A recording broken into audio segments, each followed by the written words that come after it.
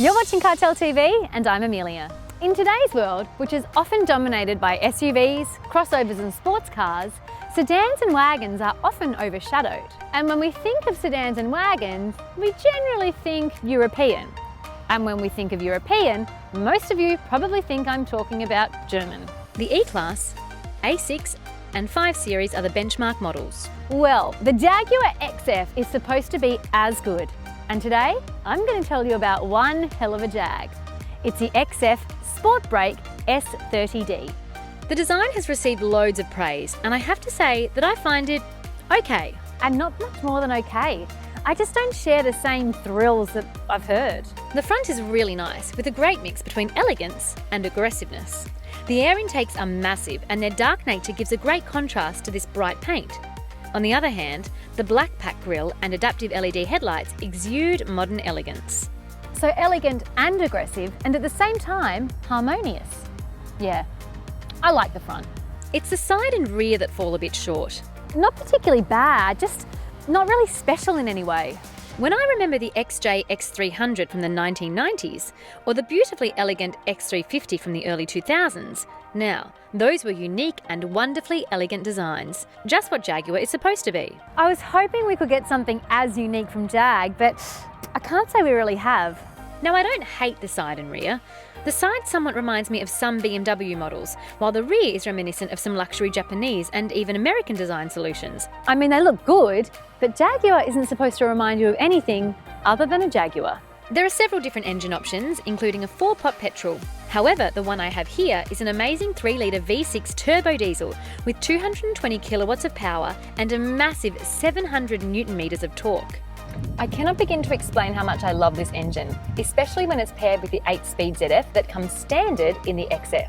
The top speed is limited to 250 kilometres an hour and acceleration to 100 takes 6.6 seconds. All that with the combined fuel efficiency of 5.91 litres per 100 kilometres. The 8-speed automatic ZF is a very popular gearbox found in many cars. And it is awesome.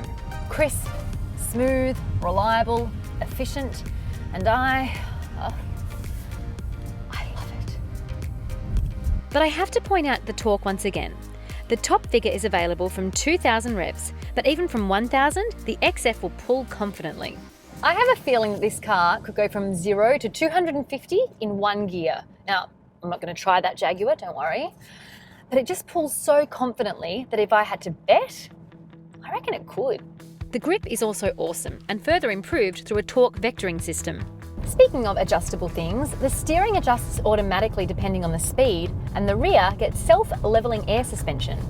The 2018 model is made of aluminium, which makes it noticeably lighter and improves both the handling and the cornering feel. So behind the wheel, the XF is awesome, but the most outstanding feature in this respect is that damn torque. The interior is beautiful for me. I love the wood, leather and these sweeping lines at the top of the dash. The lower sections are more angular, almost looking stacked one over the other, but in the end, they look elegant, practical and of very high quality. If I had to choose the best looking interior in this class, it's hard to go past the sweeping E-Class or the very elegant Volvo V90, but I have to say, this one comes in very close. Instruments are shown on the 12.3-inch screen. This is hardly a unique feature, but it is a really good one. Now check this out. When you start the car, air vents and gear selector welcome you. That's just super posh and spews out premium feel. It's got that same gear selector you find in all current Jag Land Rover models. Look, it's nice for a novelty feature, but it just feels a little too delicate for a car that performs like this.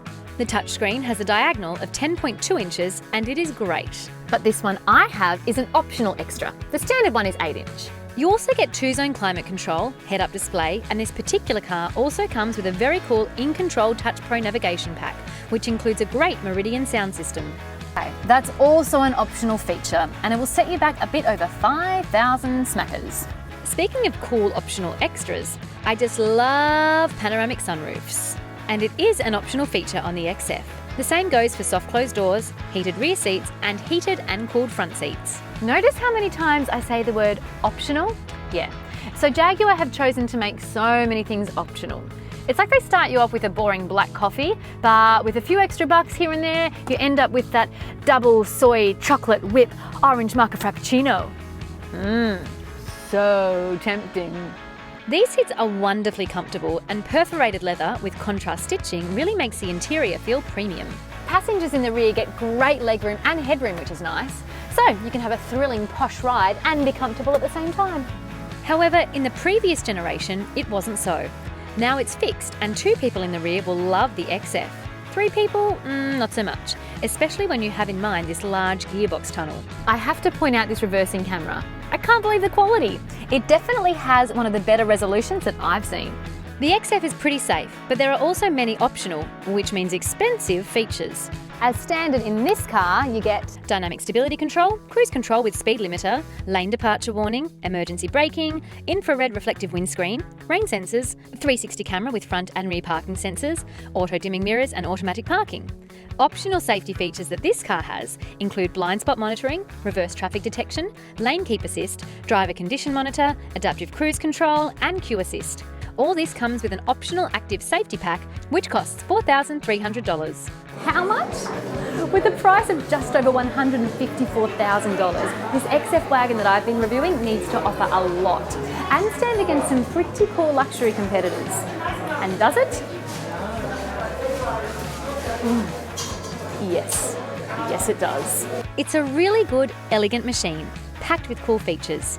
Sadly, many of those are optional, so if you want them, you have to delve well into 4 figures for each. How does it compare to the German counterparts and the Swedish S90? Well, at this level, it's often a matter of preference. All those cars are simply amazing, and the XF is no different. Which one is the best depends entirely on your preference. Go try them. I have, and I love this XF. Thanks for watching CarTell TV. You can like us here on Twitter. You can like us there on Instagram. You can like us everywhere. So go on, like and subscribe and do all the things, and we'll catch you at the next review.